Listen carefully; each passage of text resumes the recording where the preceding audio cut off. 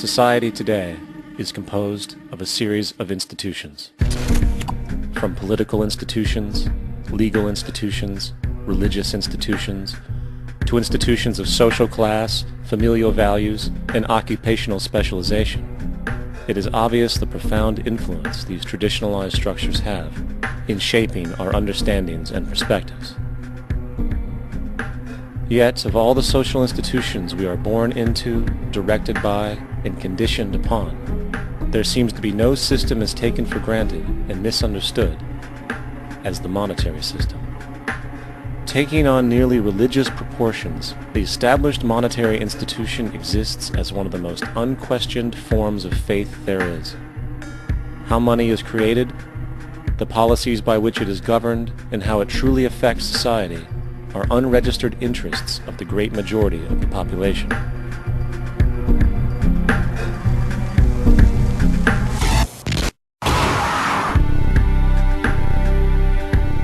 In a world where 1% of the population owns 40% of the planet's wealth, in a world where 34,000 children die every single day from poverty and preventable diseases, and where 50% of the world's population lives on less than $2 a day, one thing is clear: something is very wrong.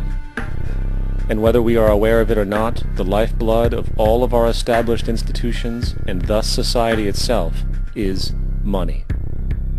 Therefore, understanding this institution of monetary policy is critical to understanding why our lives are the way they are. Unfortunately, economics is often viewed with confusion and boredom. Endless streams of financial jargon coupled with intimidating mathematics quickly deters people from attempts at understanding it. However, the fact is, the complexity associated with the financial system is a mere mask, designed to conceal one of the most socially paralyzing structures humanity has ever endured.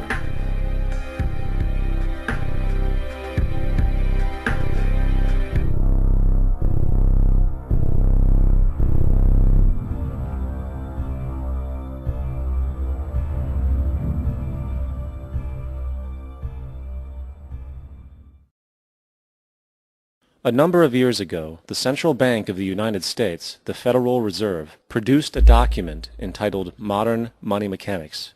This publication detailed the institutionalized practice of money creation as utilized by the Federal Reserve and the web of global commercial banks it supports. On the opening page, the document states its objective.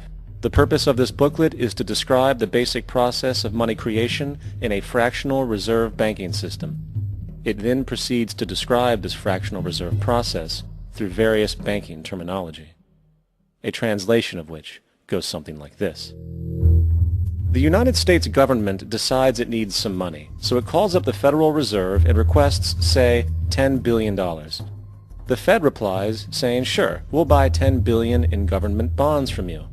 So the government takes some pieces of paper, paints some official-looking designs on them, and calls them treasury bonds. Then it puts a value on these bonds to the sum of $10 billion and sends them over to the Fed. In turn, the people at the Fed draw up a bunch of impressive pieces of paper themselves, only this time calling them Federal Reserve notes, also designating a value of $10 billion to the set. The Fed then takes these notes and trades them for the bonds. Once this exchange is complete, the government then takes the $10 billion in Federal Reserve notes and deposits it into a bank account. And upon this deposit, the paper notes officially become legal tender money, adding $10 billion to the U.S. money supply. And there it is. $10 billion in new money has been created.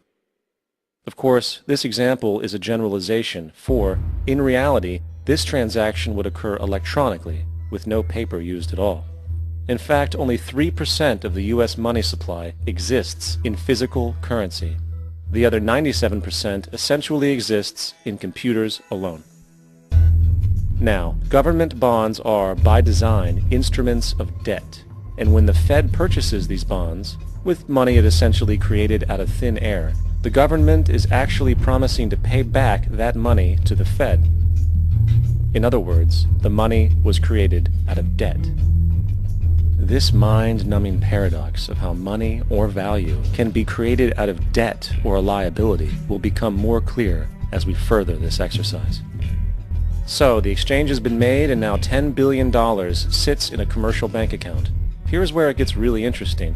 For as based on the fractional reserve practice, that $10 billion deposit instantly becomes part of the bank's reserves, just as all deposits do.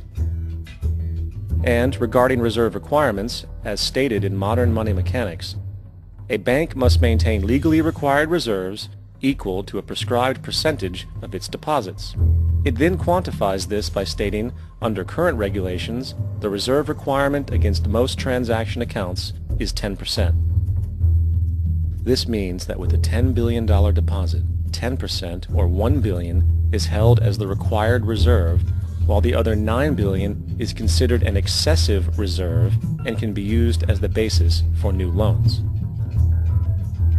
Now, it is logical to assume that this $9 billion is literally coming out of the existing $10 billion deposit. However, this is actually not the case. What really happens is that the $9 billion is simply created out of thin air on top of the existing $10 billion deposit. This is how the money supply is expanded. As stated in modern money mechanics, of course they, the banks, do not really pay out loans from the money they receive as deposits. If they did this, no additional money would be created. What they do when they make loans is to accept promissory notes, loan contracts, in exchange for credits, money, to the borrower's transaction accounts. In other words, the $9 billion can be created out of nothing simply because there is a demand for such a loan and that there is a $10 billion deposit to satisfy the reserve requirements. Now, let's assume that somebody walks into this bank and borrows the newly available $9 billion. They will then most likely take that money and deposit it into their own bank account. The process then repeats, for that deposit becomes part of the bank's reserves. 10% is isolated, and in turn 90% of the $9 billion, or $8.1 billion, is now available as newly created money for more loans. And, of course, that 8.1 can be loaned out and redeposited, creating an additional 7.2 billion, to 6.5 billion, to 5.9 billion, etc. This deposit money creation loan cycle can technically go on to infinity. The average mathematical result is that about $90 billion can be created on top of the original $10 billion. In other words, for every deposit that ever occurs in the banking system, about 9 times that amount can be created out of thin air. Money jitters? Ask the obliging Bank of America for a jar of soothing instant money, M-O-N-E-Y, in the form of a convenient personal loan. So, now that we understand how money is created by this fractional reserve banking system, a logical yet elusive question might come to mind. What is actually giving this newly created money value? The answer? The money that already exists. The new money essentially steals value from the existing money supply. For the total pool of money is being increased irrespective to demand for goods and services. And as supply and demand finds equilibrium, prices rise, diminishing the purchasing power of each individual dollar. This is generally referred to as inflation, and inflation is essentially a hidden tax on the public. What is the advice that you generally get? And that is, inflate the currency. They don't say debase the currency. They don't say devalue the currency. They don't say cheat the people who are saved. They say lower the interest rates. The real deception is when we distort the value of money. When we create money out of thin air, we have no savings, yet there's so-called capital. So my question boils down to this: how in the world can we expect to solve the problems of inflation, that is, the increase in the supply of money, with more inflation? Of course, it can't. The fractional reserve system of monetary expansion is inherently inflationary, for the act of expanding the money supply without there being a proportional expansion of goods and services in the economy will always debase a currency. In fact, a quick glance at the historical values of the US dollar versus the money supply reflects this point definitively, for the inverse relationship is obvious.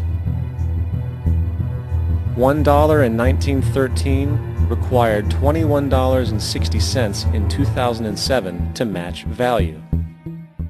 That is a 96% devaluation since the Federal Reserve came into existence.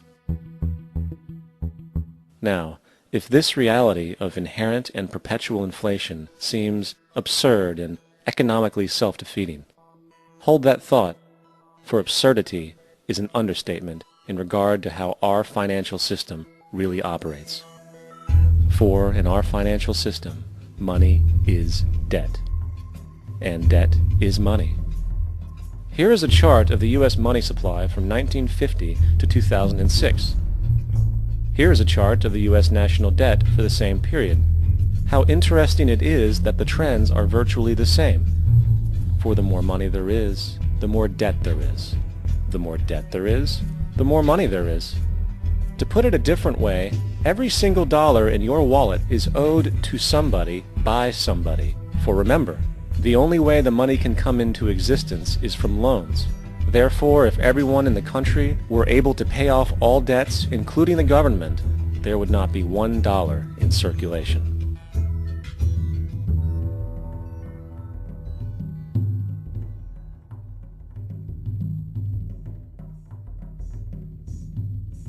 In fact, the last time in American history the national debt was completely paid off was in 1835 after President Andrew Jackson shut down the central bank that preceded the Federal Reserve. In fact, Jackson's entire political platform essentially revolved around his commitment to shut down the central bank, stating at one point, "The bold efforts the present bank has made to control the government are but premonitions of the fate that awaits the American people should they be deluded into a perpetuation of this institution or the establishment of another like it." Unfortunately, his message was short-lived, and the international bankers succeeded to install another central bank in 1913, the Federal Reserve. And as long as this institution exists, perpetual debt is guaranteed.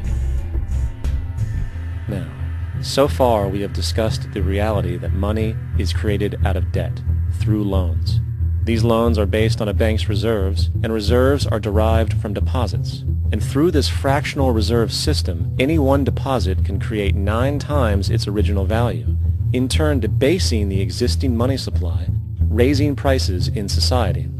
And since all this money is created out of debt and circulated randomly through commerce, people become detached from their original debt, and a disequilibrium exists where people are forced to compete for labor in order to pull enough money out of the money supply to cover their costs of living. As dysfunctional and backwards as all of this might seem, there is still one thing we have omitted from this equation. And it is this element of the structure which reveals the truly fraudulent nature of the system itself: the application of interest. When the government borrows money from the Fed, or when a person borrows money from a bank, it almost always has to be paid back with accrued interest. In other words, almost every single dollar that exists must be eventually returned to a bank with interest paid as well. But if all money is borrowed from the central bank and is expanded by commercial banks through loans, only what would be referred to as the principal is being created in the money supply. So then, where is the money to cover all of the interest that is charged? Nowhere. It doesn't exist. The ramifications of this are staggering, for the amount of money owed back to the banks will always exceed the amount of money that is available in circulation. This is why inflation is a constant in the economy, for new money is always needed to help cover the perpetual deficit built into the system, caused by the need to pay the interest. What this also means is that mathematically, defaults and bankruptcy are literally built into the system, and there will always be poor pockets of society that get the short end of the stick. An analogy would be a game of musical chairs, for once the music stops, somebody is left out to dry. And that's the point. It invariably transfers true wealth from the individual to the banks. For if you are unable to pay for your mortgage, they will take your property. This is particularly enraging when you realize that not only is such a default inevitable due to the fractional reserve practice, but also because of the fact that the money that the bank loaned to you didn't even legally exist in the first place. In 1969, there was a Minnesota court case involving a man named Jerome Daly, who was challenging the foreclosure of his home by the bank which provided the loan to purchase it. His argument was that the mortgage contract required both parties, being he and the bank, each put up a legitimate form of property for the exchange. In legal language, this is called consideration. Mr. Daly explained that the money was, in fact, not the property of the bank, for it was created out of nothing as soon as the loan agreement was signed. Remember what modern money mechanics stated about loans? What they do when they make loans is to accept promissory notes in exchange for credits. Reserves are unchanged by the loan transactions, but deposit credits constitute new additions to the total deposits of the banking system. In other words, the money doesn't come out of their existing assets. The bank is simply inventing it, putting up nothing of its own, except for a theoretical liability on paper. As the court case progressed, the bank's president, Mr. Morgan, took the stand, and in the judge's personal memorandum, he recalled that the plaintiff, bank's president, admitted that, in combination with the Federal Reserve Bank, did create the money and credit upon its books by bookkeeping entry. The money and credit first came into existence when they created it. Mr. Morgan admitted that no United States law or statute existed which gave him the right to do this. A lawful consideration must exist and be tendered to support the note. The jury found that there was no lawful consideration, and I agree. He also poetically added, "Only God can create something of value out of nothing." And upon this revelation, the court rejected the bank's claim for foreclosure, and Daly kept his home. The implications of this court decision are immense. For every time you borrow money from a bank, whether it is a mortgage loan or a credit card charge, the money given to you is not only counterfeit, it is an illegitimate form of consideration, and hence voids the contract to repay, for the bank never had the money as property to begin with. Unfortunately, such legal realizations are suppressed and ignored, and the game of perpetual wealth transfer and perpetual debt continues. And this brings us to the ultimate question: why? During the American Civil War, President Lincoln bypassed the high-interest loans offered by the European banks and decided to do what the Founding Fathers advocated, which was to create an independent and inherently debt-free currency. It was called the greenback. Shortly after this measure was taken, an internal document circulated between private British and American banking interests stated, "Slavery is but the owning of labor, and carries with it the care of laborers, while the European plan is that capital shall control labor by controlling wages. This can be done by controlling the money. It will not do to allow the greenback, as we cannot control that." The fractional reserve policy perpetrated by the Federal Reserve, which has spread in practice to the great majority of banks in the world, is, in fact, a system of modern slavery. Think about it. Money is created out of debt. And what do people do when they are in debt?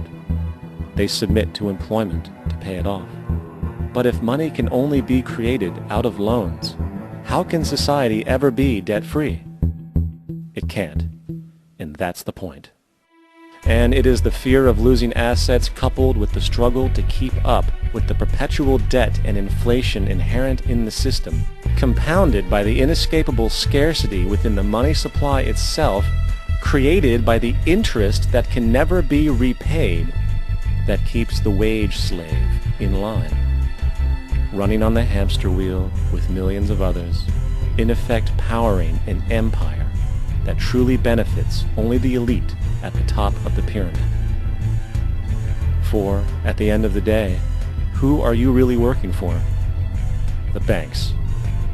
Money is created in a bank and invariably ends up in a bank. They are the true masters, along with the corporations and governments they support. Physical slavery requires people to be housed and fed. Economic slavery requires people to feed and house themselves. It is one of the most ingenious scams for social manipulation ever created, and at its core, it is an invisible war against the population. Debt is the weapon used to conquer and enslave societies, and interest is its prime ammunition. And as the majority walks around oblivious to this reality, the banks, in collusion with governments and corporations, continue to perfect and expand their tactics of economic warfare, spawning new bases, such as the World Bank and International Monetary Fund, while also inventing a new type of soldier, the birth of the economic hitman.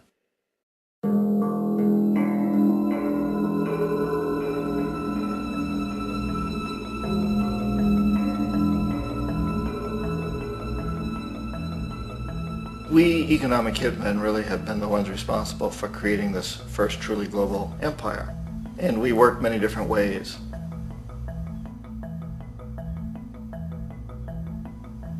But perhaps the most common is that we will identify a country that has resources our corporations covet, like oil, and then arrange a huge loan to that country from the World Bank or one of its sister organizations. But the money never actually goes to the country. Instead, it goes to our big corporations to build infrastructure projects in that country, power plants, industrial parks, ports, things that benefit a few rich people in that country, in addition to our corporations, but really don't help the majority of the people at all. However, those people, the whole country is left holding a huge debt. It's such a big debt they can't repay it, and that's part of the plan, that they can't repay it. And so at some point, we economic hitmen go back to them and say, listen, you owe us a lot of money, can't pay your debts, so sell your oil real cheap to our oil companies. Allow us to build a military base in your country, or send troops in support of ours to someplace in the world like Iraq, or vote with us on the next UN vote. To have their electric utility company privatized and their water and sewage system privatized and sold to U.S. corporations or other multinational corporations. So there was that whole mushrooming thing, and it's so typical of the way the IMF and the World Bank work, that you put a country in debt, it's such a big debt it can't pay it, and then you offer to refinance that debt and pay even more interest. And you demand this quid pro quo, which you call a conditionality or good governance, which means basically that they've got to sell off their resources, including many of their social services, their utility companies, their school systems sometimes, their penal systems, their insurance systems, to foreign corporations. So it's a double, triple, quadruple whammy. The precedent for economic hitmen really began back in the early 50s when democratically elected Mossadegh, who was elected in Iran, he was considered to be the hope for democracy in the Middle East and around the world. He was Time Magazine's Man of the Year. But one of the things that he'd run on and began to implement was the idea that foreign oil companies needed to pay the Iranian people a lot more for the oil that they were taking out of Iran. The Iranian people should benefit from their own oil. Strange policy. We didn't like that, of course.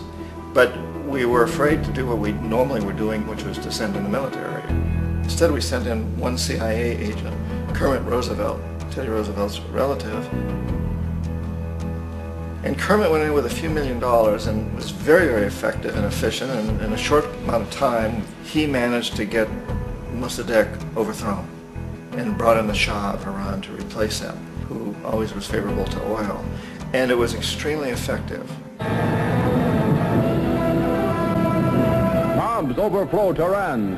Army officers shout that Mossadegh has surrendered and his regime as virtual dictator of Iran is ended. Pictures of the Shah are paraded through the streets as sentiment reverses. The Shah is welcomed home. So back here in the United States, in Washington, people looked around and said, wow, that was easy and cheap. So this established a whole new way of manipulating countries, of creating empire. The only problem with Roosevelt was that he was a card-carrying CIA agent, and had he been caught, the ramifications could have been pretty serious. So very quickly at that point, the decision was made to use private consultants to channel the money through the World Bank or the IMF or one of the other such agencies, to bring in people like me who worked for private companies, so that if we got caught, there would be no governmental ramifications.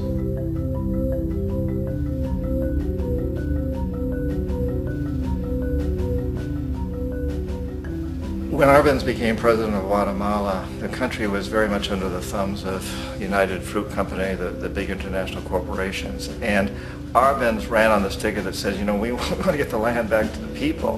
And once he took power, he was implementing policies that would do exactly that, give the land rights back to the people. United Fruit didn't like that very much.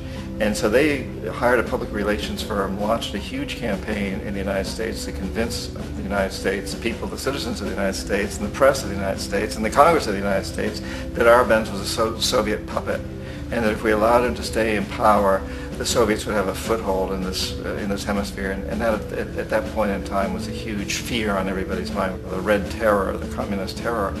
And so, to make a long story short, out of this public relations campaign came a commitment on the part of the CIA and the military to take this man out. And in fact, we did. We sent in planes, we sent in soldiers, we sent in jackals, we sent everything in to take him out, and did take him out. And as soon as he was removed from office, the new guy that took over after him basically reinstated everything to the big international corporations, including United Fruit.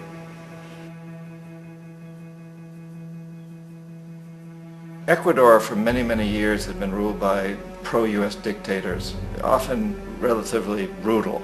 Then it was decided that they were going to have a truly democratic election. Jaime Roldos ran for office, and his main goal, he said, as president would be to make sure that Ecuador's resources were used to help the people.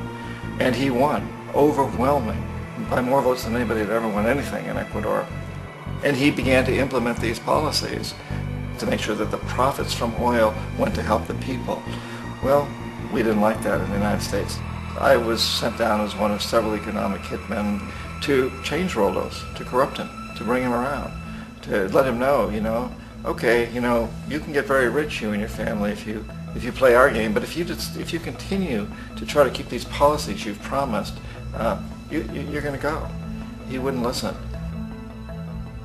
He was assassinated.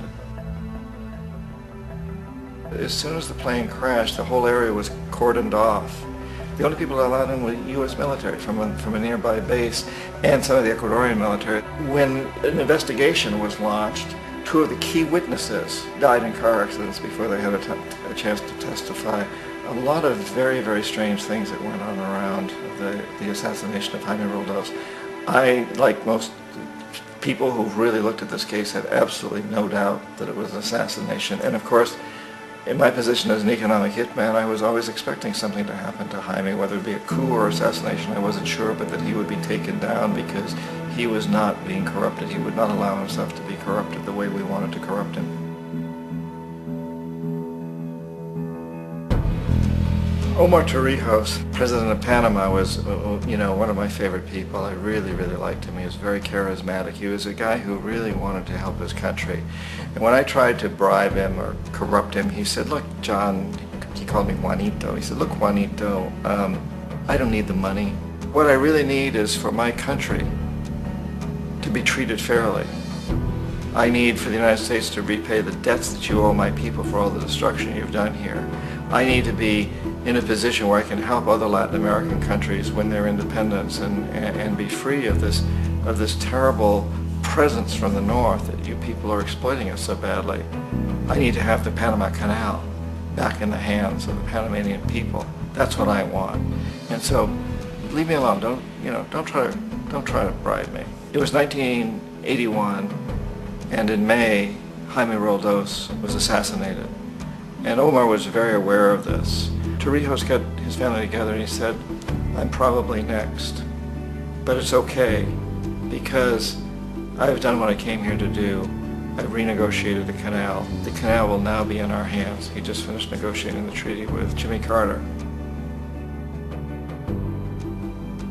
In June of that same year, just a couple of months later, he also went down in an airplane crash, which there's no question was executed by CIA-sponsored jackals.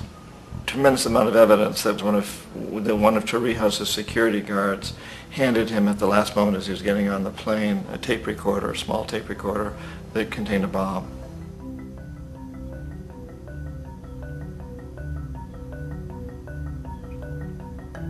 It is interesting to me how this system has continued pretty much the same way for years and years and years, except the economic hitmen have got better and better and better. Then we come up with, very recently, what happened in Venezuela. In 1998, Hugo Chavez gets elected president, following a long line of presidents who had been very corrupt and basically destroyed the economy of the country. And Chavez was elected amidst all that. Chavez stood up to the United States, and he's done it primarily demanding that Venezuelan oil be used to help the Venezuelan people. Well, we didn't like that in the United States. So in 2002, a coup was staged, which there's no question in my mind, and most other people's minds, that the CIA was behind that coup.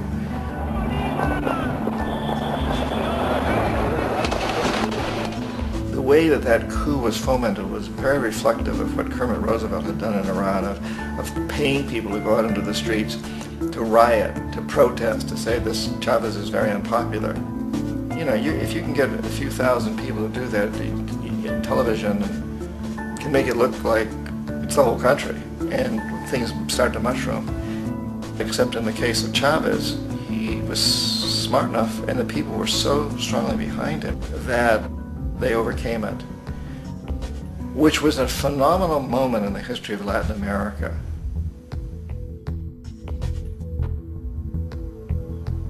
Iraq actually is a perfect example of the way the whole system works. So we economic hitmen are the first line of defense. We go in and we try to corrupt governments and get them to accept these huge loans, which we then use as leverage to basically own them.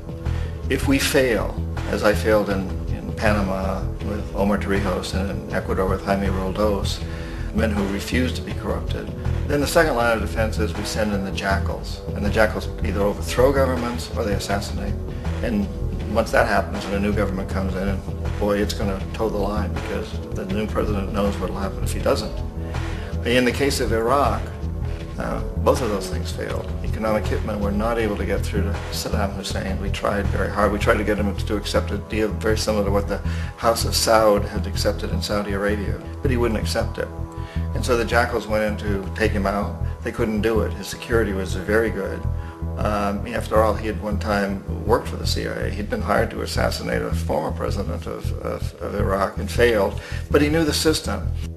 So in '91 we send in the troops and we take out the Iraqi military. So we assume at that point that Saddam Hussein is going to come around. We could have taken him out, of course, at that time, but we didn't want to. He's the kind of strong man we like. He controls his people.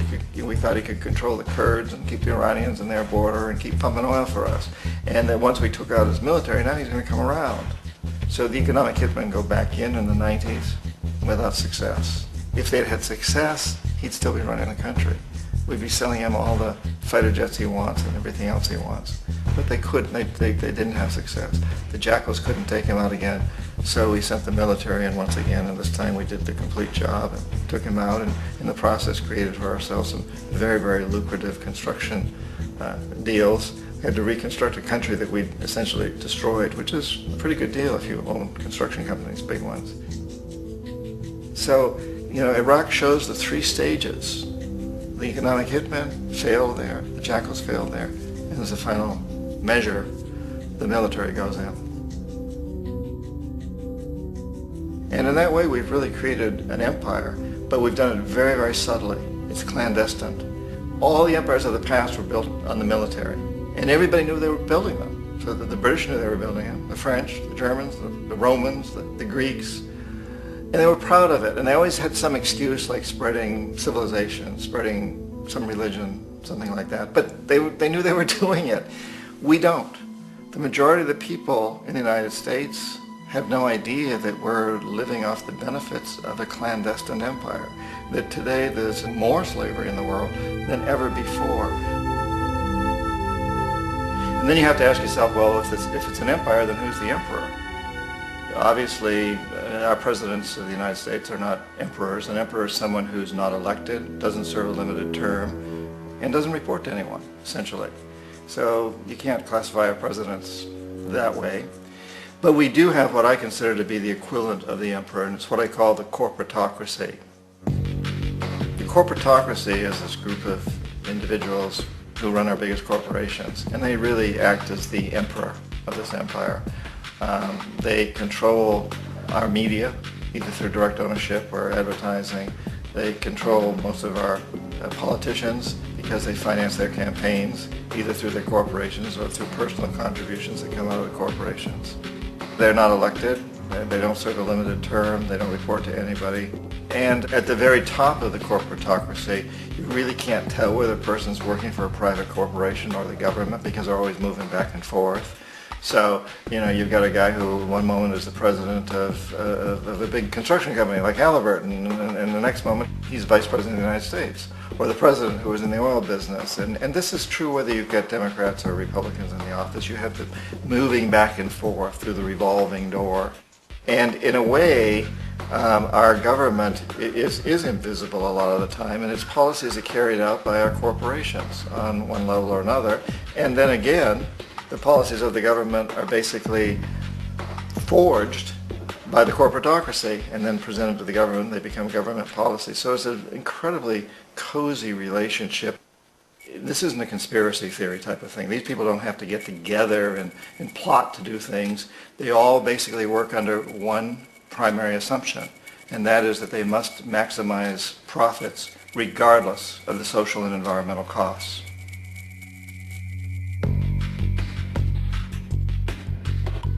This process of manipulation by the corporatocracy through the use of debt, bribery, and political overthrow is called globalization. Just as the Federal Reserve keeps the American public in a position of indentured servitude through perpetual debt, inflation, and interest, the World Bank and IMF serve this role on a global scale. The basic scam is simple. Put a country in debt either by its own indiscretion or through corrupting the leader of that country, then impose conditionalities or structural adjustment policies, often consisting of the following. Currency devaluation. When the value of a currency drops, so does everything valued in it. This makes indigenous resources available to predator countries at a fraction of their worth. Large funding cuts for social programs.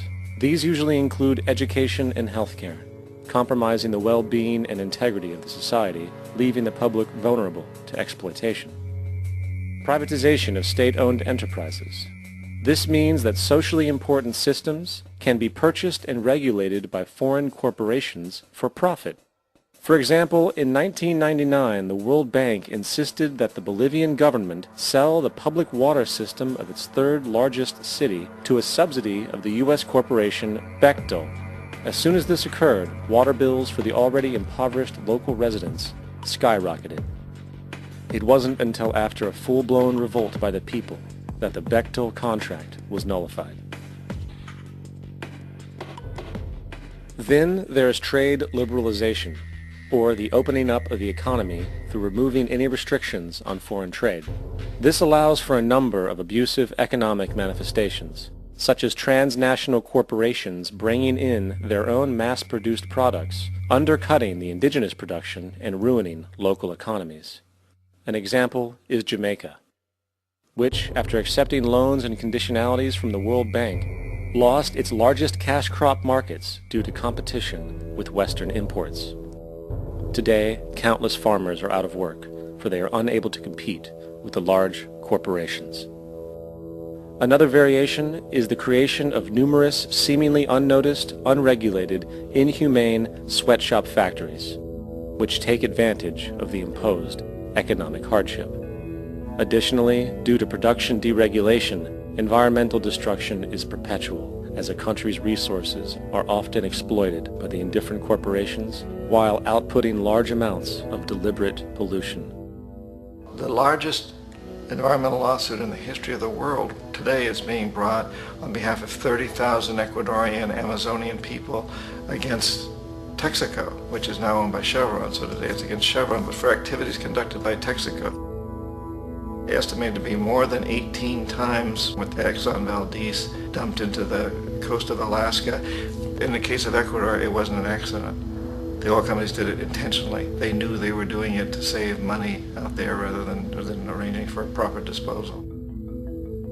Furthermore, a cursory glance at the performance record of the World Bank reveals that the institution, which publicly claims to help poor countries develop and alleviate poverty, has done nothing but increase poverty and the wealth gap, while corporate profits soar. In 1960, the income gap between the fifth of the world's people in the richest countries versus the fifth in the poorest countries was 30 to 1. By 1998, it was 74 to 1. While global GNP rose 40% between 1970 and 1985, those in poverty actually increased by 17%.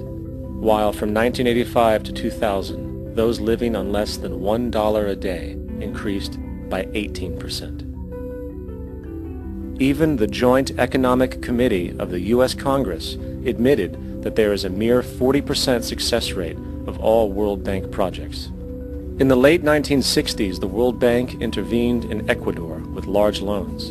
During the next 30 years, poverty grew from 50% to 70%. Under or unemployment grew from 15 to 70%. Public debt increased from 240 million to 16 billion, while the share of resources allocated to the poor went from 20% to 6%.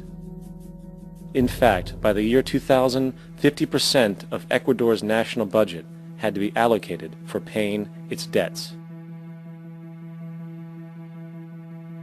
It is important to understand the World Bank is, in fact, a U.S. bank supporting U.S. interests, for the United States holds veto power over decisions, as it is the largest provider of capital. And where did it get this money? You guessed it, it made it out of thin air through the fractional reserve banking system. Of the world's top 100 economies, as based on annual GDP, 51 are corporations, and 47 of that 51 are U.S.-based. Walmart, General Motors, and Exxon are more economically powerful than Saudi Arabia, Poland, Norway, South Africa, Finland, Indonesia, and many others. And as protective trade barriers are broken down, currencies tossed together and manipulated in floating markets, and state economies overturned in favor of open competition and global capitalism, the empire expands. You get up on your little 21-inch screen and howl about America and democracy. There is no America. There is no democracy.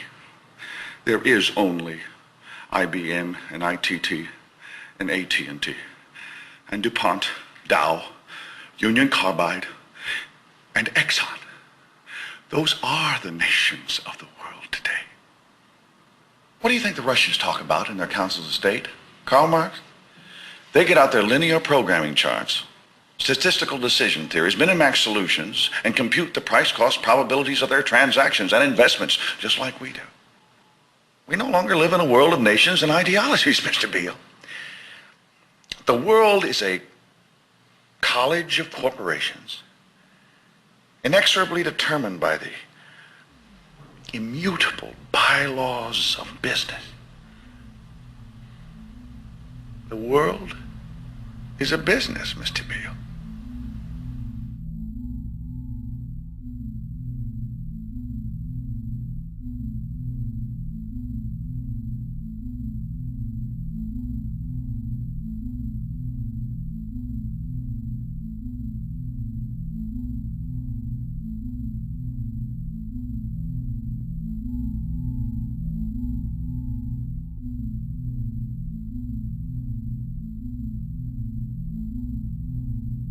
The world is being taken over by a handful of business powers who dominate the natural resources we need to live while controlling the money we need to obtain these resources. The end result will be world monopoly, based not on human life, but financial and corporate power. And as the inequality grows, naturally more and more people are becoming desperate. So the establishment was forced to come up with a new way to deal with anyone who challenges the system.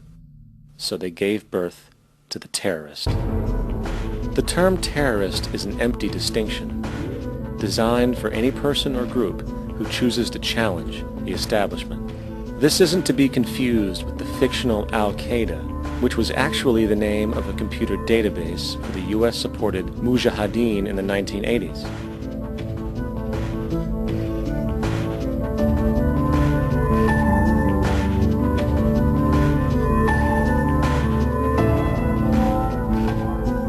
In 2007, the Department of Defense received $161.8 billion for the so-called global war on terrorism. According to the National Counterterrorism Center, in 2004, roughly 2,000 people were killed internationally due to supposed terrorist acts. Of that number, 70 were American. Using this number as a general average, which is extremely generous, it is interesting to note that twice as many people die from peanut allergies a year than from terrorist acts. Concurrently, the leading cause of death in America is coronary heart disease, killing roughly 450,000 each year. And in 2007, the government's allocation of funds for research on this issue was about $3 billion. This means that the U.S. government in 2007 spent 54 times the amount for preventing terrorism than it spent for preventing a disease which kills 6,600 times more people annually than terrorism does. Yet, as the name terrorism and Al-Qaeda are arbitrarily stamped on every news report relating to any action taken against U.S. interests, the myth grows wider. In mid-2008, the U.S. Attorney General actually proposed that the U.S. Congress officially declare war against the fantasy. Not to mention, as of July 2008, there are now over 1 million people currently on the U.S. terrorist watch list. These so-called counterterrorism measures, of course, have nothing to do with social protection, and everything to do with preserving the establishment amongst the growing anti-American sentiment both domestically and internationally, which is legitimately founded on the greed-based corporate empire expansion that is exploiting the world. The true terrorists of our world do not meet at the docks at midnight or scream Allah Akbar before some violent action. The true terrorists of our world wear $5,000 suits and work in the highest positions of finance, government, and business. So, what do we do? How do we stop a system of greed and corruption that has so much power and momentum? How do we stop this aberrant group behavior which feels no compassion for, say, the millions slaughtered in Iraq and Afghanistan, so the corporatocracy can control energy resources and opium production for Wall Street profit?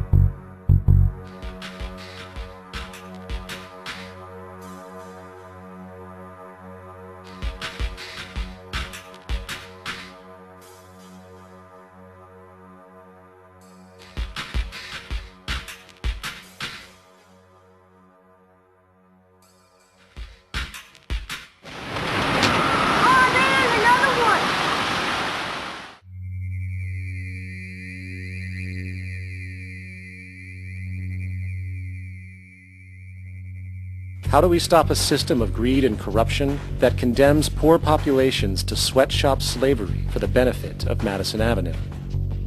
Or that engineers false flag terror attacks for the sake of manipulation?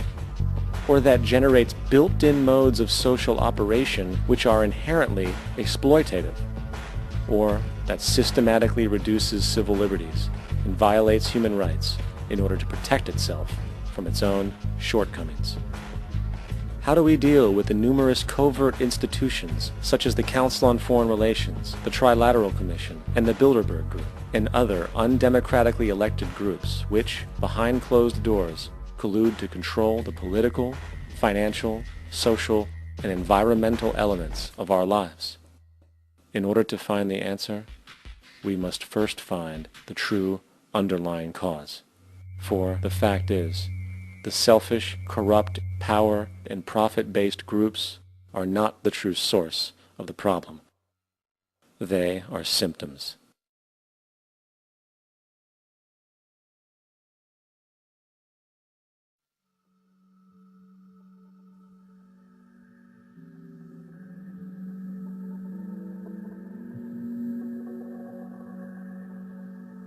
My name is Jock Fresco.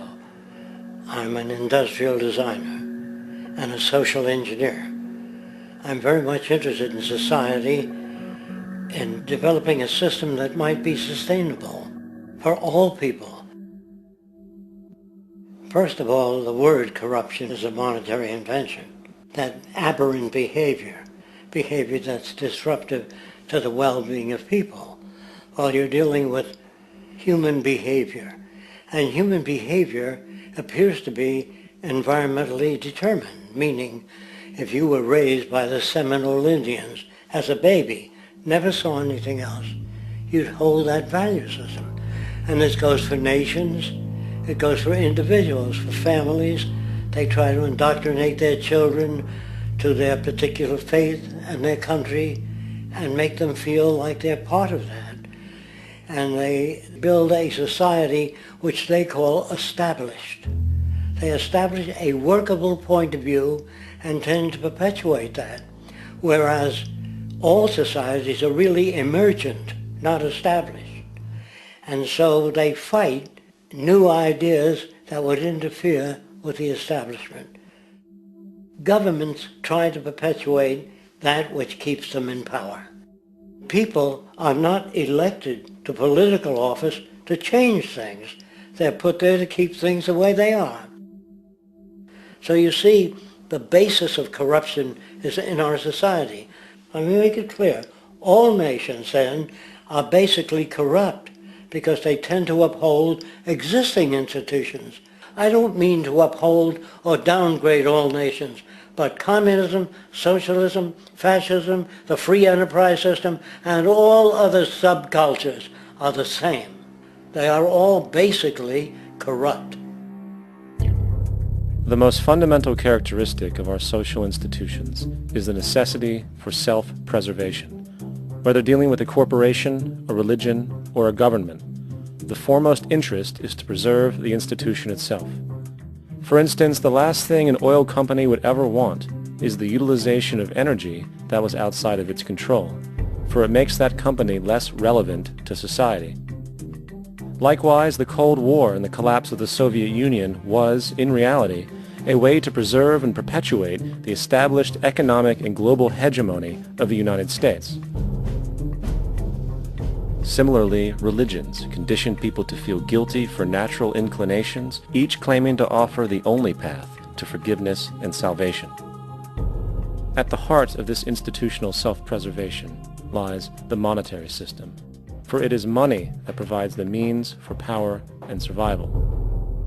Therefore, just as a poor person might be forced to steal in order to survive, it is a natural inclination to do whatever is needed to continue an institution's profitability. This makes it inherently difficult for profit-based institutions to change, for it puts in jeopardy not only the survival of large groups of people, but also the coveted materialistic lifestyles associated with affluence and power. Therefore, the paralyzing necessity to preserve an institution, regardless of its social relevance, is largely rooted in the need for money or profit.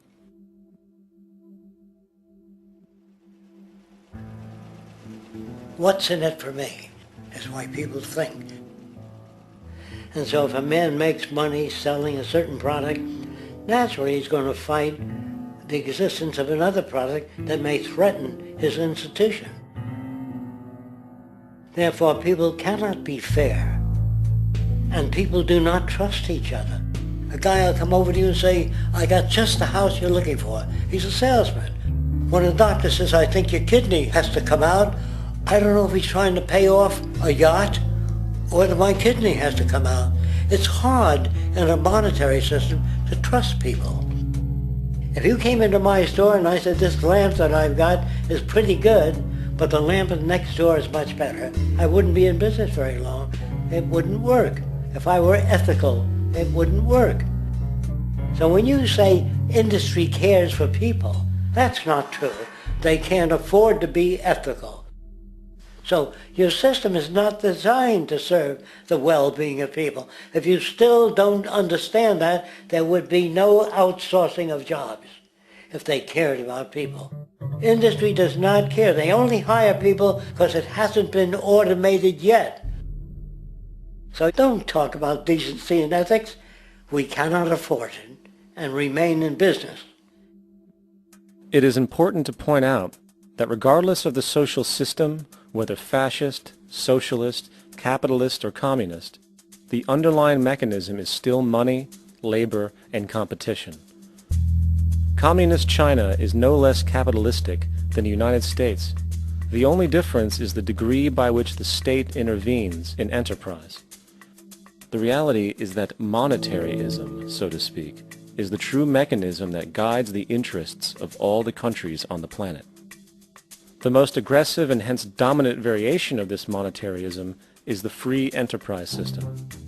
The fundamental perspective as put forth by early free market economists like Adam Smith is that self-interest in competition leads to social prosperity, as the act of competition creates incentive which motivates people to persevere. However, what isn't talked about is how a competition-based economy invariably leads to strategic corruption, power and wealth consolidation, social stratification, technological paralysis, labor abuse, and ultimately, a covert form of government dictatorship by the rich elite. The word corruption is often defined as moral perversion. If a company dumps toxic waste into the ocean to save money, most people recognize this as corrupt behavior. On a more subtle level, when Walmart moves into a small town and forces small businesses to shut down for they are unable to compete, a gray area emerges. For what exactly is Walmart doing wrong? Why should they care about mom-and-pop organizations they destroy? Yet, even more subtly, when a person gets fired from their job because a new machine has been created which can do the work for less money, people tend to just accept that as the way it is, not seeing the inherent corrupt inhumanity of such an action. Because the fact is, whether it is dumping toxic waste, having a monopoly enterprise, or downsizing the workforce, the motive is the same: profit. They are all different degrees of the same self-preserving mechanism which always puts the well-being of people second to monetary gain. Therefore, corruption is not some byproduct of monetaryism. It is the very foundation. And while most people acknowledge this tendency on one level or another, the majority remains naive as to the broad ramifications of having such a selfish mechanism as the guiding mentality in society. Internal documents show that after this company positively, absolutely knew that they had a medication that was infected with the AIDS virus, they took the product off the market in the U.S. and then they dumped it in France, Europe, Asia, and Latin America. The U.S. government allowed it to happen. The FDA allowed this to happen. And now the government is completely looking the other way. Thousands of innocent hemophiliacs have died from the AIDS virus. This company knew absolutely that it was infected with AIDS. They dumped it because they wanted to turn this disaster into a profit. So you see, you have built-in corruption. We're all chiseling off each other, and you can't expect decency in that sort of thing.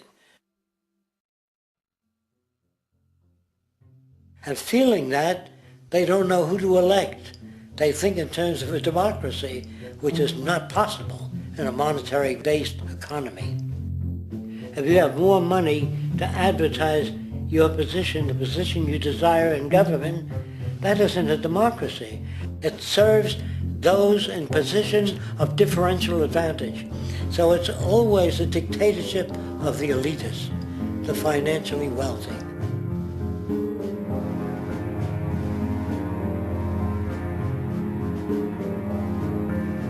It is an interesting observation to note how seemingly unknown personalities magically appear on the scene as presidential candidates.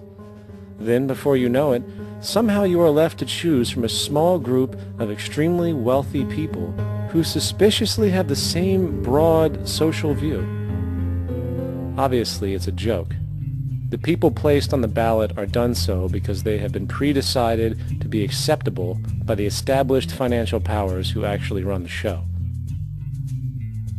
Yet, many who understand this illusion of democracy often think, if only we could just get our honest, ethical politicians in power, then we would be okay. Well, while this idea of course seems reasonable in our established-oriented worldview, it is, unfortunately, another fallacy. For when it really comes down to what is actually important, the institution of politics, and thus politicians themselves, have absolutely no true relevance as to what makes our world and society function. It's not politicians that can solve problems. They have no technical capabilities. They don't know how to solve problems. Even if they were sincere, they don't know how to solve problems. It's the technicians that produce the desalination plants. It's the technicians that give you electricity, that give you motor vehicles, that heat your house and cool it in the summertime. It's technology that solves problems, not politics. Politics cannot solve problems because they're not trained to do so. Very few people today stop and consider what it is that actually improves their lives. Is it money? Obviously not. One cannot eat money or stuff money into their car to get it to run. Is it politics? All politicians can do is create laws, establish budgets, and declare war. Is it religion? Of course not. Religion creates nothing except intangible emotional solace for those who require it. The true gift that we as human beings have, which has been solely responsible for everything that has improved our lives, is technology. What is technology?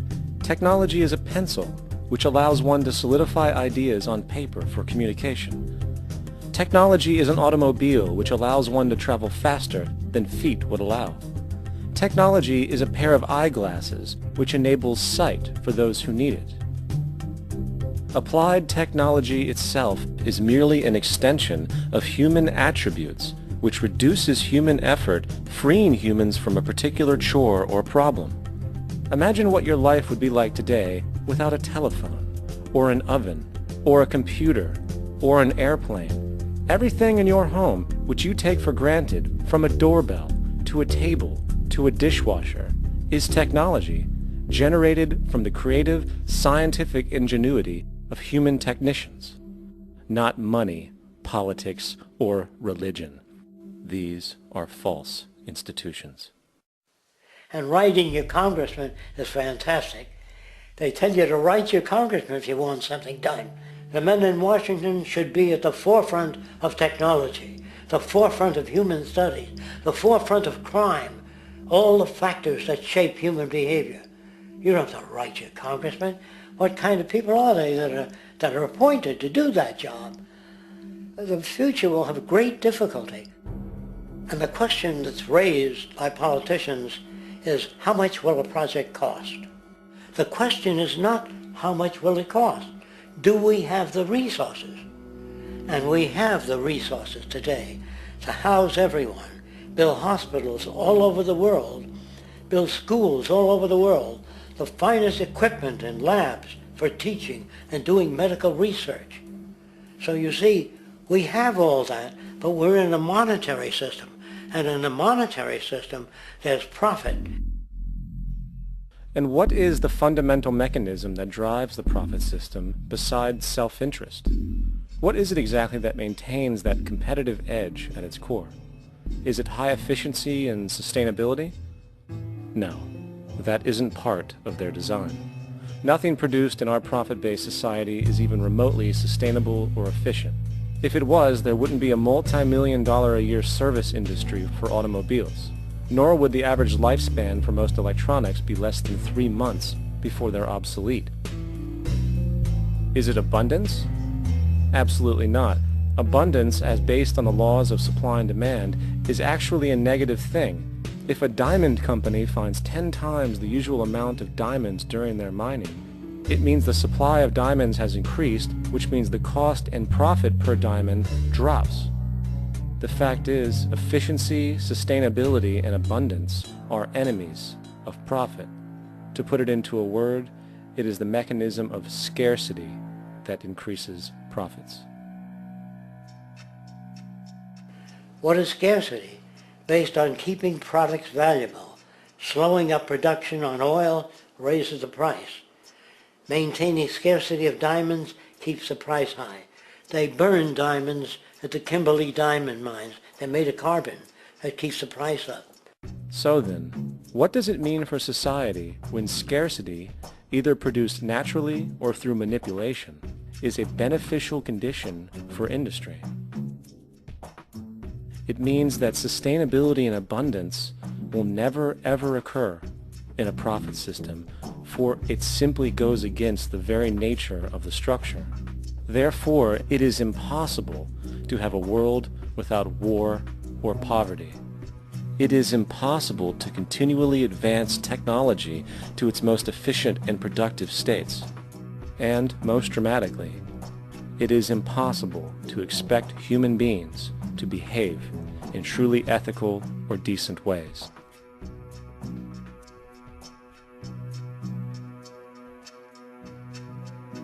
People use the word instinct because they can't account for the behavior. They sit back and they evaluate with their lack of knowledge, and they say things like, humans are built a certain way, greed is a natural thing, as though they've worked for years on it, and it's no more natural than wearing clothing. What we want to do is to eliminate the causes of the problems, eliminate the processes that produce greed and bigotry and prejudice and people taking advantage of one another and elitism, eliminating the need for prisons and welfare. We have always had these problems because we have always lived within scarcity and barter and monetary systems that produce scarcity. If you eradicate the conditions that generate what you call socially offensive behavior, it does not exist. The guy said, well, isn't that inborn? No, it's not. There is no human nature. There's human behavior, and that's always been changed throughout history. You're not born with bigotry and greed and corruption and hatred. You pick that up within the society. War, poverty, corruption, hunger, misery, human suffering will not change in a monetary system. That is, there'll be very little significant change.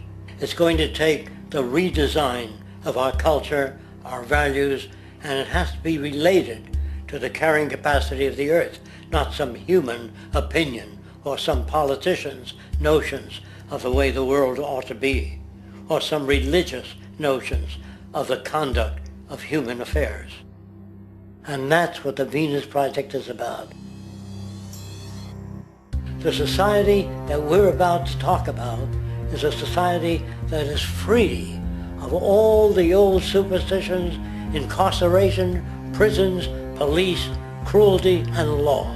All laws will disappear, and the professions will disappear that are no longer valid, such as stockbrokers, bankers, advertising, gone forever, because it's no longer relevant.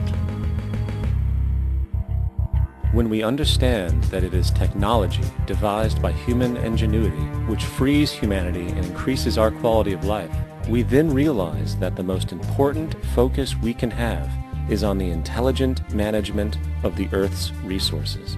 For it is from these natural resources we gain the materials to continue our path of prosperity.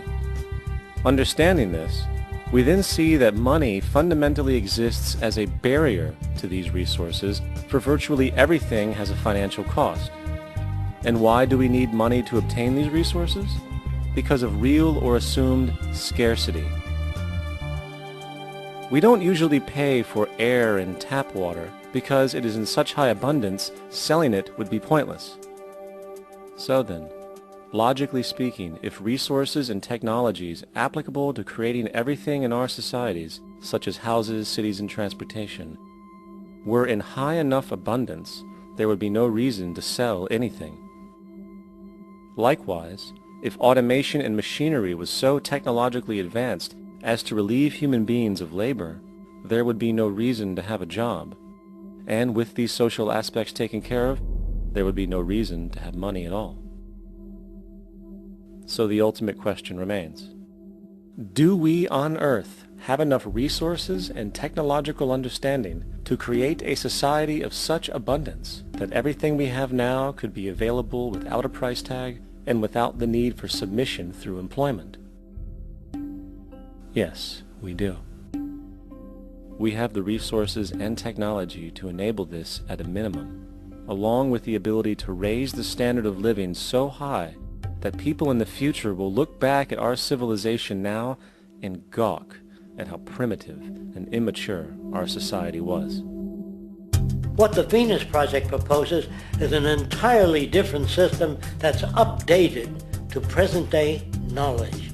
We've never given scientists the problem of how do you design a society which would eliminate boring and monotonous jobs, that would eliminate accidents in transportation, that would enable people to have a high standard of living, that would eliminate poisons in our food, that would give us other sources of energy that are clean and efficient. We can do that out there.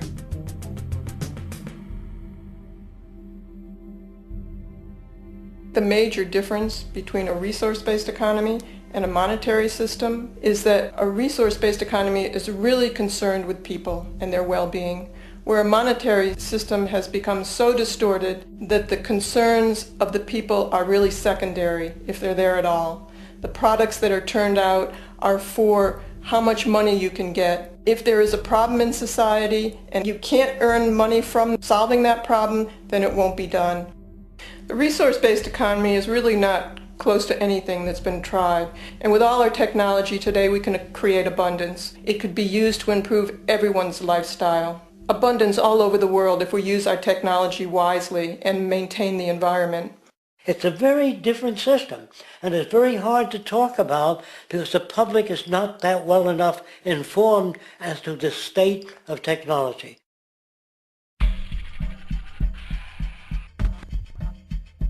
At present, we don't have to burn fossil fuels. We don't have to use anything that would contaminate the environment.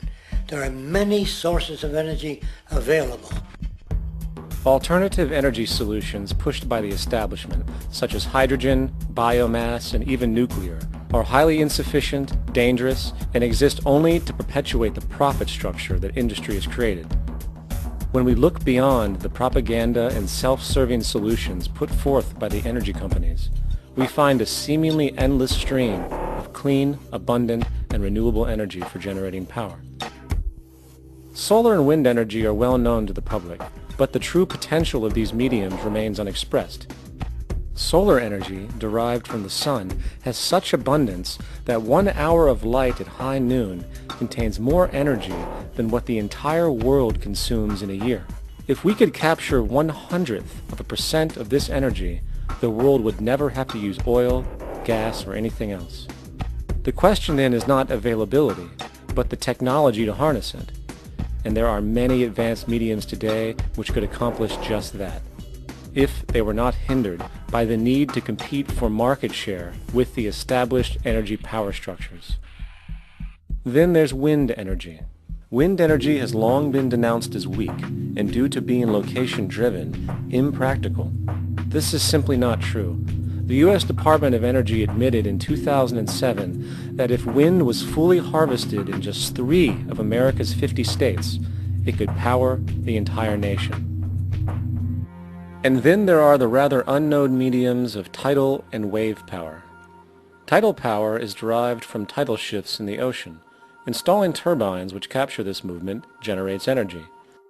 In the United Kingdom, 42 sites are currently noted as available, forecasting that 34% of all the UK's energy could come from tidal power alone. Wave power, which extracts energy from the surface motions of the ocean, is estimated to have a global potential of up to 80,000 terawatt hours a year. This means 50% of the entire planet's energy usage could be produced from this medium alone. Now, it is important to point out that tidal, wave, solar, and wind power requires virtually no preliminary energy to harness, unlike coal, oil, gas, biomass, hydrogen, and all the others. In combination, these four mediums alone, if efficiently harnessed through technology, could power the world forever. That being said, there happens to be another form of clean, renewable energy which trumps them all: geothermal power. Geothermal energy utilizes what is called heat mining, which, through a simple process using water, is able to generate massive amounts of clean energy. In 2006, an MIT report on geothermal energy found that 13,000 zettajoules of power are currently available in the Earth, with the possibility of 2,000 zettajoules being easily tappable with improved technology. The total energy consumption of all the countries on the planet is about half of a zettajoule a year. This means about 4,000 years of planetary power could be harnessed in this medium alone. And when we understand that the Earth's heat generation is constantly renewed, this energy is really limitless and could be used forever. These energy sources are only a few of the clean, renewable mediums available, and as time goes on, we will find more. The grand realization is that we have total energy abundance without the need for pollution, traditional conservation, or, in fact, a price tag. And what about transportation? The prevailing means of transportation in our societies is by automobile and aircraft, both of which predominantly need fossil fuels to run. In the case of the automobile, the battery technology needed to power an electric car that can go over 100 miles an hour for over 200 miles on one charge exists, and has existed for many years. However, due to battery patents controlled by the oil industry, which limits their availability to maintain market share, coupled with political pressure from the energy industry, the accessibility and affordability of this technology is limited. There is absolutely no reason other than pure, corrupt profit interest that every single vehicle in the world cannot be electric and utterly clean, with zero need for gasoline. As far as airplanes, it is time we realize that this means of travel is inefficient, cumbersome, slow, and causes far too much pollution. This is a maglev train. It uses magnets for propulsion. It is fully suspended by a magnetic field and requires less than 2% of the energy used for plane travel. The train has no wheels, so nothing can wear out. The current maximum speed of versions of this technology, as used in Japan, is 361 miles per hour. However, this version of the technology is very dated. An organization called ET3, which has connections with the Venus Project, has established a tube-based maglev that can travel up to 4,000 miles per hour in a motionless, frictionless tube, which can go over land or underwater. Imagine going from LA to New York for an extended lunch break, or from Washington, D.C. to Beijing, China in 2 hours. This is the future of continental and intercontinental travel: fast, clean, with only a fraction of the energy usage we use today for the same means. In fact, between maglev technology, advanced battery storage, and geothermal energy, there would be no reason to ever burn fossil fuels again. And we can do this now if we were not held back by the paralyzing profit structure. Now, America is inclined toward fascism. It has a propensity by its dominant philosophy and religion to uphold the fascist point of view. American industry is essentially a fascist institution. If you don't understand that, the minute you punch that time clock, you walk into a dictatorship. We're given notions about the respectability of work, and I really look at it as being paid slavery. They're brought up to believe that you shall earn your living by the sweat of your brow. That holds people back, freeing people from drudgery, repetitive jobs which make them ignorant. You rob them. In our society, that is a resource-based economy, machines free people. You see, we can't imagine that because we've never known that kind of world. If we look back at history, we see a very clear pattern of machine automation slowly replacing human labor. From the disappearance of the elevator man to the near full automation of an automobile production plant, the fact is, as technology grows, the need for humans in the workforce will continually be diminished. This creates a serious clash, which proves the falseness of the monetary-based labor system. For human employment is in direct competition with technological development. Therefore, given the fundamental priority of profit by industry, people through time will be continually laid off and replaced by machine. When industry takes on a machine, instead of shortening the workday, they downsize. You lose your job, so you have a right to fear machines. In a high-technology, resource-based economy, it is conservative to say that about 90% of all current occupations could be phased out by machines, freeing humans to live their life without servitude, for this is the point of technology itself. And through time, with nanotechnology and other highly advanced forms of science, it is not far-fetched to see how even complex medical procedures could be performed by machines as well, and based on the pattern, with much higher success rates than humans get today. The path is clear, but our monetary-based structure, which requires labor for income, blocks this progress, for humans need jobs in order to survive. The bottom line is that this system must go, or we will never be free, and technology will be constantly paralyzed. When you have machines that clean out sewers, it frees a human being from doing that. So look at machines as extensions of human performance. Furthermore, many occupations today will have simply no basis to exist in a resource-based economy, such as anything associated with the management of money, advertising, along with the legal system itself. For without money, a great majority of the crimes that are committed today would never occur. Virtually all forms of crime are a consequence of the monetary system, either directly or by neuroses inflicted through financial deprivation. Therefore, laws themselves could eventually become extinct. Instead of putting up a sign, drive carefully, slippery when wet, put abrasive in the highway so it's not slippery when wet. And if a person gets in a car they're drunk and the car oscillates a great deal, there's a little pendulum that swings up and back, and that'll pull the car over to the side. Not a law solution.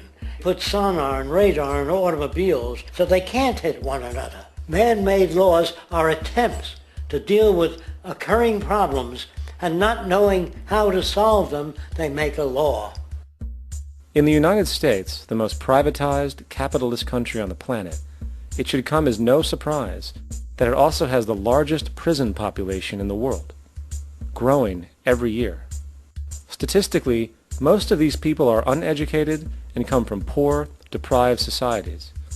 And, contrary to propaganda, it is this environmental conditioning which lures them into criminal and violent behavior.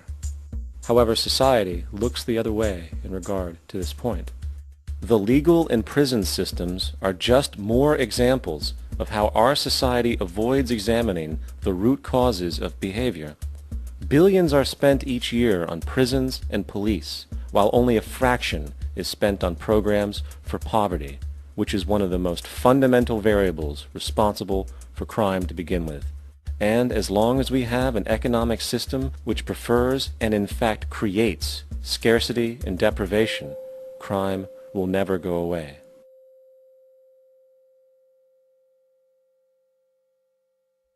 If people have access to the necessities of life without servitude, debt, barter, trade, they behave very differently.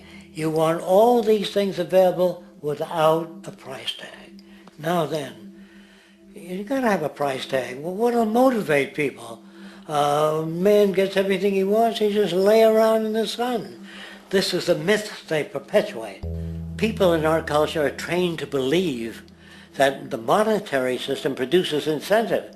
If they have access to things, why should they want to do anything?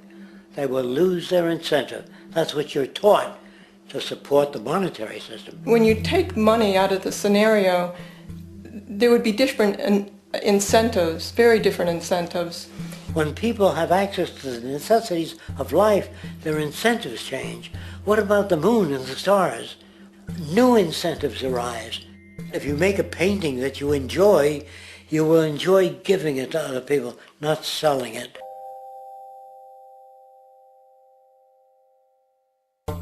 I think most of the education that I've seen today is essentially producing a person for a job. It's very specialized. They're not generalists. People don't know a lot about a lot of different subjects. I don't think you could get people to go to war if they knew a lot about a lot of things. I think education is mostly rote, and they're not taught how to solve problems. They're not given the tools emotionally or within their own field of how to do critical thinking. A resource-based economy, the education would be very different. Our society's major concern is mental development and to motivate each person to their highest potential. Because our philosophy is the smarter people are, the richer the world, because everybody becomes a contributor. The smarter your kids are, the better my life will be, because they'll be contributing more constructively to the environment and to my life, because everything that we devise within a resource-based economy would be applied to society. There would be nothing to hold it back. Patriotism, weapons, armies, navies, all that is a sign that we're not civilized yet. Kids will ask their parents, didn't you see the necessity of the machines? Dad, couldn't you see that war was inevitable when you produce scarcity? Isn't it obvious? Of course the kid will understand that you were pinheads, raised merely to serve the established institutions. We're such an abominable, sick society that we won't make the history book. They just say that large nations took land from smaller nations, used force and violence. You'll get history talked about as corrupt behavior all the way along until the beginning of the civilized world. That's when all the nations worked together. World unification, working toward common good for all human beings, and without anyone being subservient to anyone else, without social stratification, whether it be technical elitism or any other kind of elitism, eradicated from the face of the earth. The state does nothing because there is no state. Because there is no state. The system I advocate, a resource-based global economy, is not perfect. It's just a lot better than what we have. We can never achieve perfection.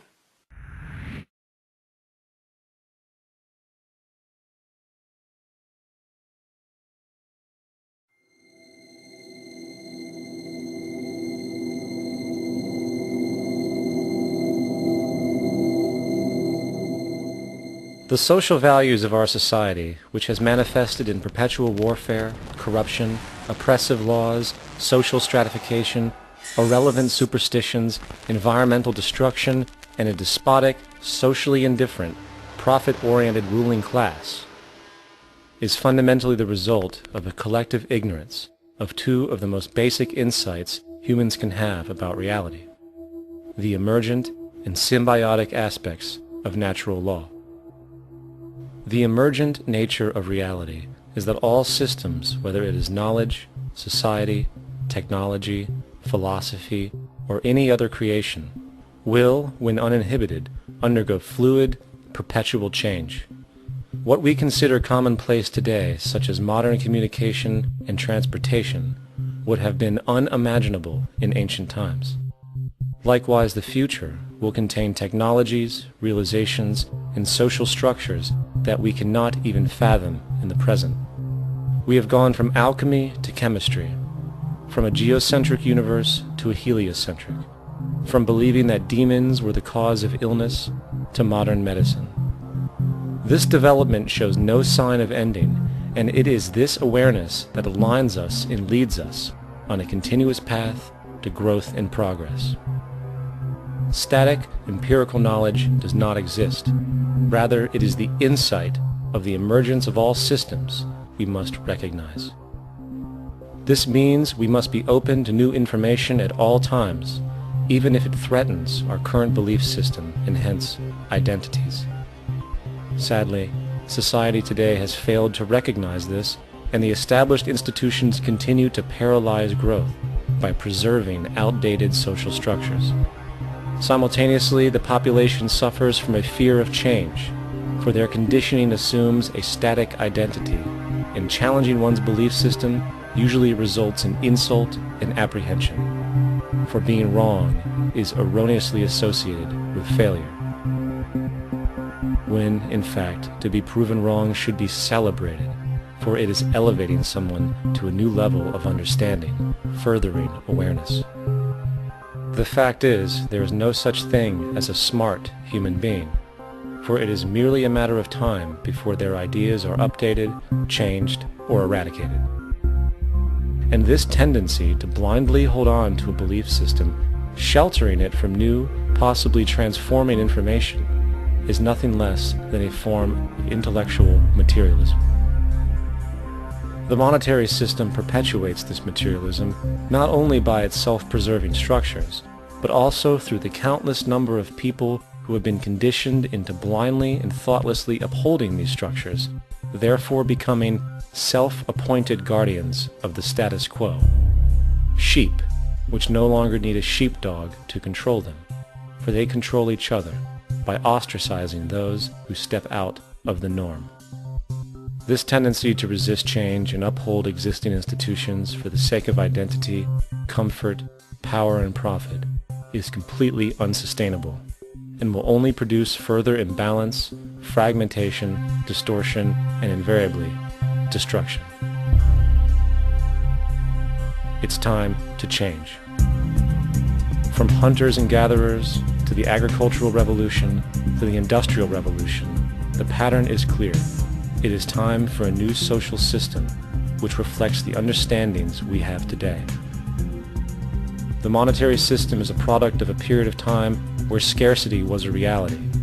Now, with the age of technology, it is no longer relevant to society. Gone with the aberrant behavior it manifests. Likewise, dominant worldviews, such as theistic religion, operate with the same social irrelevancy. Islam, Christianity, Judaism, Hinduism, and all of the others exist as barriers to personal and social growth, for each group perpetuates a closed worldview, and this finite understanding that they acknowledge is simply not possible in an emergent universe.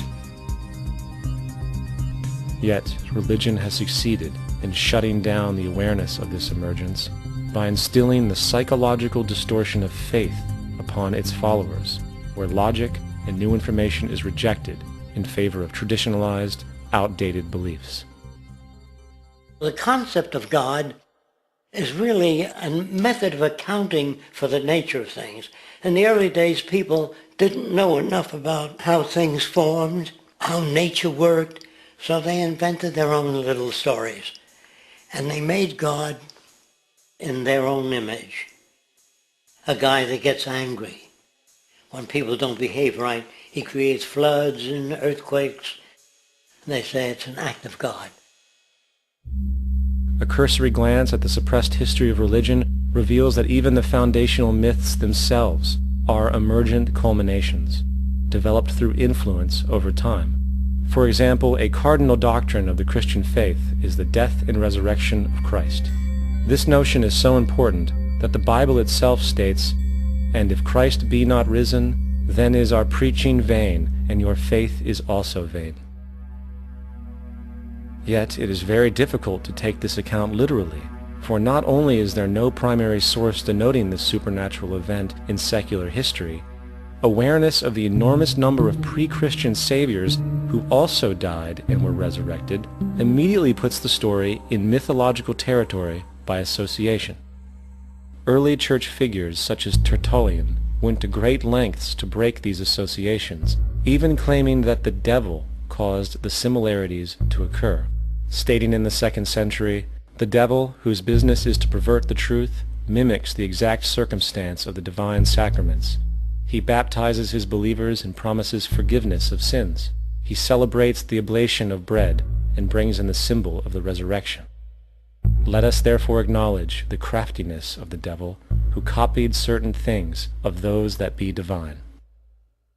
What is truly sad, however, is that when we cease the idea that the stories from Christianity, Judaism, Islam, and all the others are literal history, and accept them for what they really are, which are purely allegorical expressions derived from many faiths, we see that all religions share a common thread, and it is this unifying imperative that needs to be recognized and appreciated.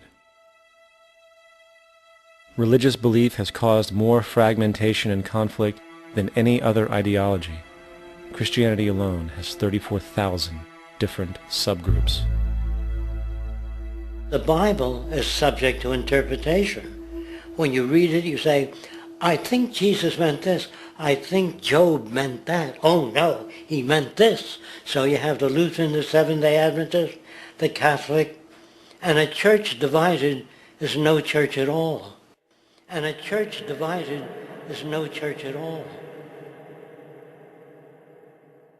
And this point on division, which is a trademark of all theistic religions, brings us to our second failure of awareness, the false assumption of separation through the rejection of the symbiotic relationship of life.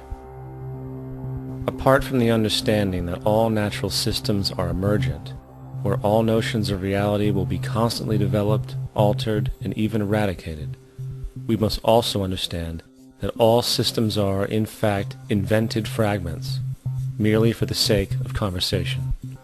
For there is no such thing as independence in nature. The whole of nature is a unified system of interdependent variables, each a cause and a reaction, existing only as a concentrated whole. You don't see the plug connected to the environment, so it looks like we're free, wandering around. Take the oxygen away, we all die immediately. Take plant life away, we die. And without the sun, all the plants die. So we are connected. We really must take into account the totality. This isn't just a human experience on this planet. This is a total experience. And we know we can't survive without plants and animals. We know we can't survive without the four elements, you know. And so when are we going to really start taking that into account? That's what it is to be successful. Success depends on how well we relate to everything around us. I'm very aware of the fact that my grandson cannot possibly hope to inherit a sustainable, peaceful, stable, socially just world unless every child today growing up in Ethiopia, in Indonesia, in Bolivia, in Palestine, in Israel also has that same expectation. You got to take care of the whole community or you're going to have serious problems. And now we have to see that the whole world is the community. And we must all take care of each other that way. And it's not just a community of human beings. It's a community of plants and animals and elements. And we really need to understand that. That's what's going to bring us joy, too, and pleasure. That's what's missing in our lives right now. We can call it spirituality, but the fact of the matter is joy comes from that bliss of connectedness. That's our God spirit. That's that side of ourselves that really feels it. And you can feel it deep inside you. It's this amazing, wonderful feeling. And you know it when you get it. You don't get it from money. You get it from connection. Now, if that isn't a hazard to this country, how are we going to keep building nuclear weapons? You know what I mean? What's going to happen to the arms industry when we realize we're all one? It's going to fuck up the economy. The economy that's fake anyway. The economy that's fake anyway. The economy that's fake anyway. The economy that's fake anyway. The economy that's fake anyway. Which would be a real bummer. You can see why the government's cracking down on the idea of experiencing unconditional love.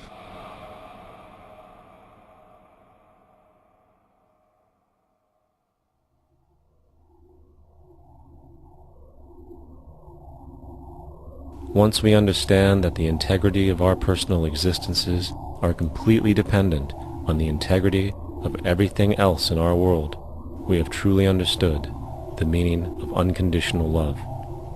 For love is extensionality, and seeing everything as you and you as everything can have no conditionalities. For, in fact, we are all everything at once. If it's true that we're all from the center of a star, every atom in each of us from the center of a star, then we're all the same thing. Even a Coke machine or a cigarette butt in the street in Buffalo is made out of atoms that came from a star. They've all been recycled thousands of times, as have you and I. And therefore, it's only me out there. So what is there to be afraid of? What is there that needs solace-seeking? Nothing. There's nothing to be afraid of because it's all us. The trouble is we have been separated by being born and given a name and an identity and being individuated. We've been separated from the oneness, and that's what religion exploits, that people have this yearning to be part of the overall one again. So they exploit that. They call it God. They say he has rules. And I think it's cruel. I think you can do it absent religion.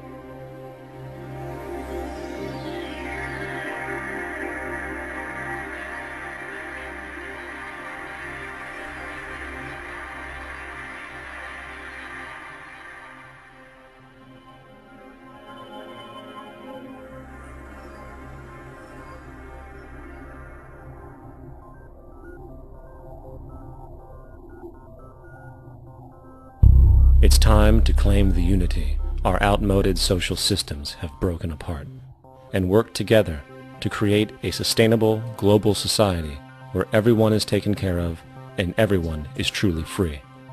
Your personal beliefs, whatever they may be, are meaningless when it comes to the necessities of life. Every human being is born naked, needing warmth, food, water, shelter. Everything else is auxiliary. Therefore, the most important issue at hand is the intelligent management of the Earth's resources. This can never be accomplished in a monetary system, for the pursuit of profit is the pursuit of self-interest, and therefore imbalance is inherent. Simultaneously, politicians are useless, for our true problems in life are technical, not political. Furthermore, ideologies that separate humanity, such as religion, need strong reflection in the community in regard to its value, purpose, and social relevancy. Hopefully, through time, religion will lose its materialism and basis in superstition and move into the useful field of philosophy. The fact is, society today is backwards, with politicians constantly talking about protection and security rather than creation, unity, and progress. The U.S. alone now spends about $500 billion annually on defense. That is enough to send every high school senior in America to a four-year college. In the 1940s, the Manhattan Project produced the first true weapon of mass destruction. This program employed 130,000 people at an extreme financial cost. Imagine what our life would be like today if that group of scientists, instead of working on a way of killing people, worked on a way to create a self-sustaining, abundant world. Life today would be very, very different if that was their goal. Instead of weapons of mass destruction, it is time to unleash something much more powerful. Weapons of mass creation. Our true divinity is in our ability to create, and armed with the understanding of the symbiotic connections of life, while being guided by the emergent nature of reality, there is nothing we cannot do or accomplish. Of course, we face strong barriers in the form of established power structures that refuse to change. At the heart of these structures is the monetary system. As explained earlier, the fractional reserve policy is a form of slavery through debt, where it is literally impossible for society to be free. In turn, free market capitalism in the form of free trade uses debt to imprison the world and manipulate countries into subservience to a handful of large business and political powers. Apart from these obvious amoralities, the system itself is based on competition, which immediately destroys the possibility of large-scale collaborations for the common good, hence paralyzing any attempt at true global sustainability. These financial and corporate structures are now obsolete, and they must be outgrown. Of course, we cannot be naive enough to think that the business and financial elite are going to subscribe to this idea, for they will lose power and control. Therefore, peaceful yet highly strategic action must be taken. The most powerful course of action is simple. We have to alter our behavior to force the power structure to the will of the people. We must stop supporting the system. The only way the establishment will change is by our refusal to participate, while continuously acknowledging its endless flaws and corruptions.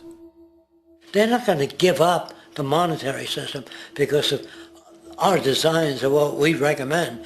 The system has to fail, and people have to lose confidence in their elected leaders.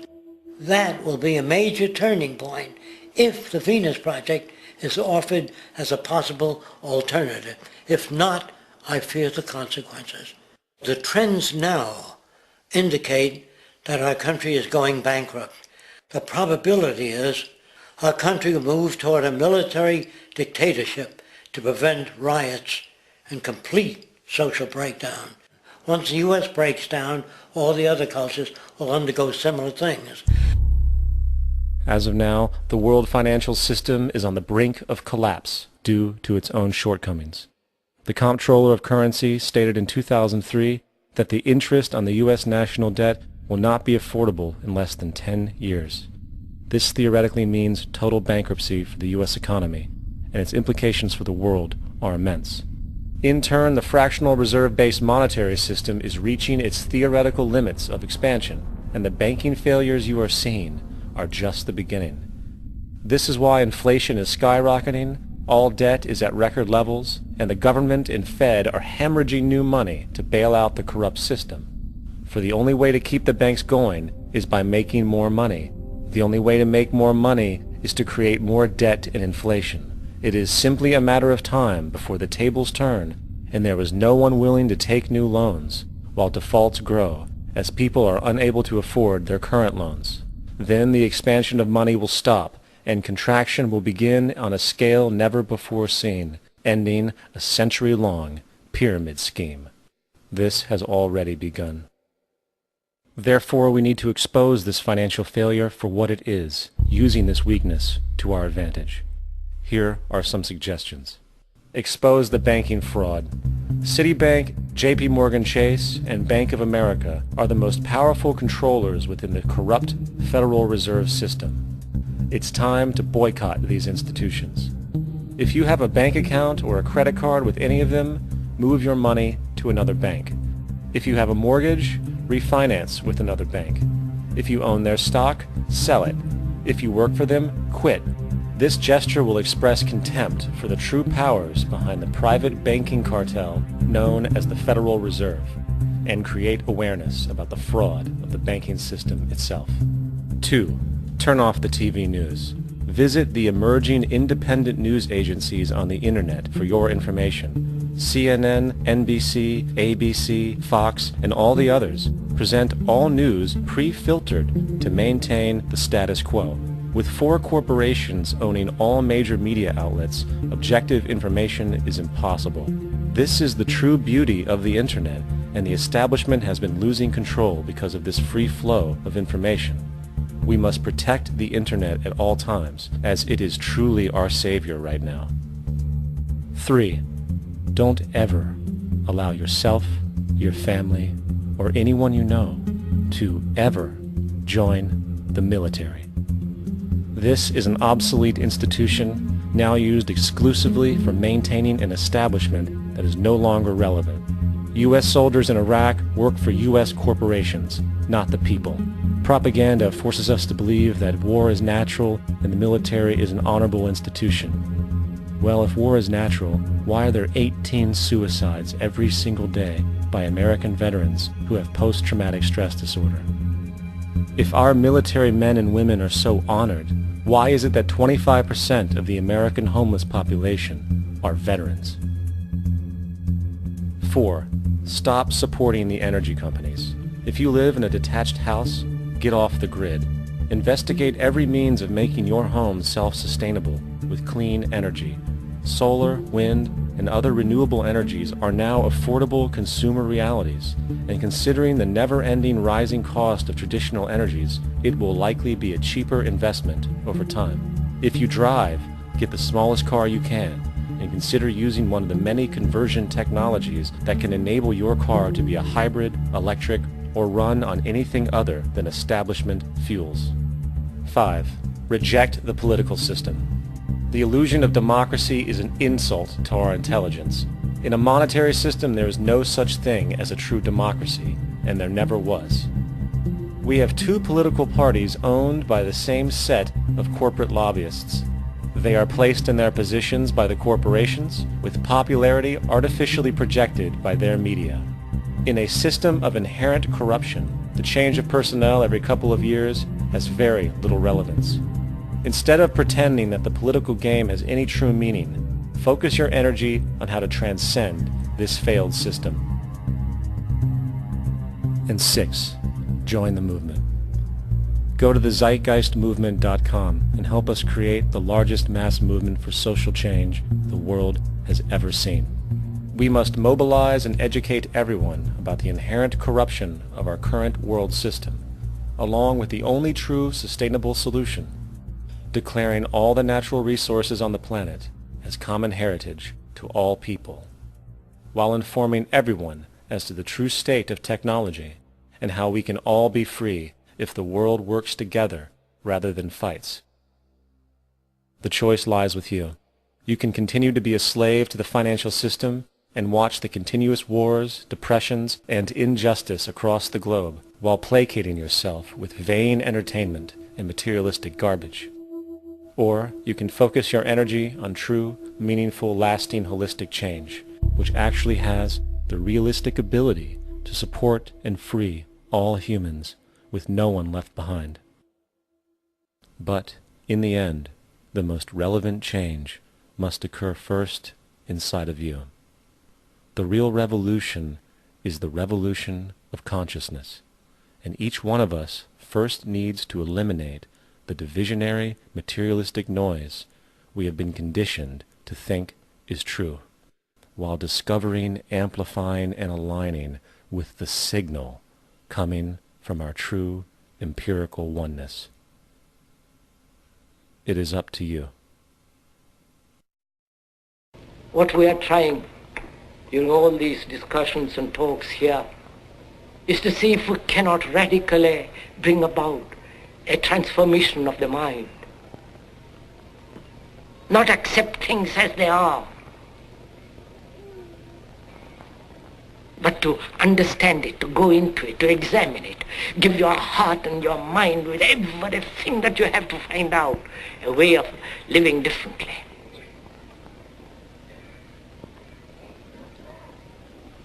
But that depends on you and not somebody else.